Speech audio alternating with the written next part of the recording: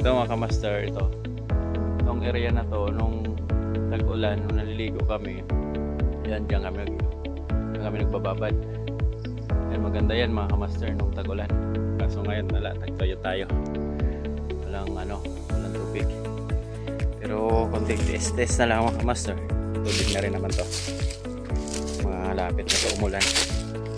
Yan, ito sa kabila na to, hindi na to sa Kalapapa-lupa. Pagitan nila ay ano lang, sapa.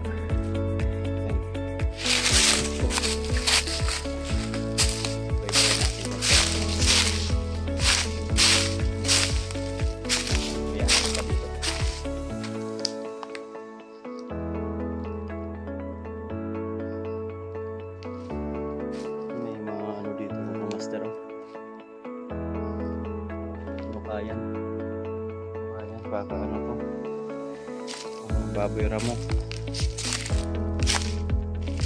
kasi maraming mga baboy ramo dito mga kamaster. Kasi pag tuyo na doon sa taas, bumababa sila. Yan, dito kasi may mga tanim pa dyan sa kay Papa, marami pa sila mga kain-kain dyan. Dito yan, space na natin.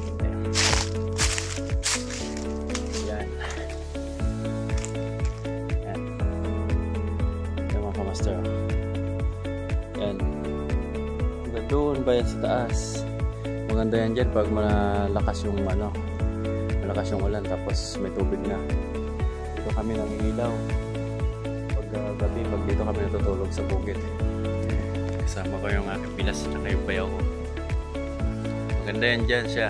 Yan yung mga videos namin dati na mga kinukuhanan ko ng mga ina-upload ko. Yan yun. Kaso ngayon wala eh, nagtuyot.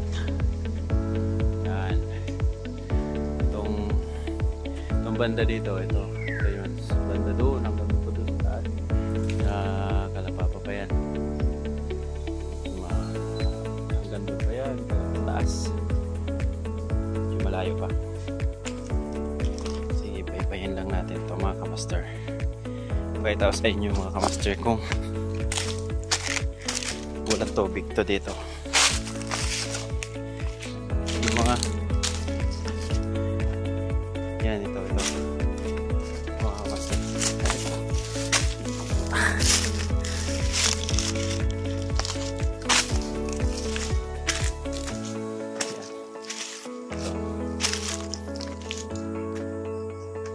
Yan, yung mga malalalim to, ito malalim. Yan, masarap maligo dyan sa may tubig kasi malalim yan. Tapos doon sa taas.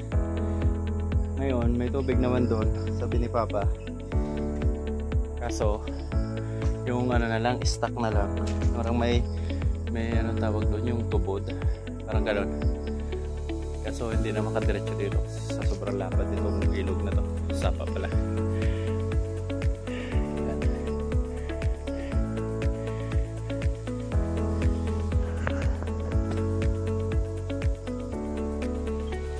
Lawak to.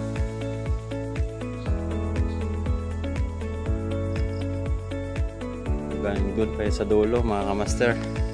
Kaso nakakatakot kasi magpunta na ngayon doon kasi wala eh, tag-init eh. Baka may masalubog tayo dyan. Harap na.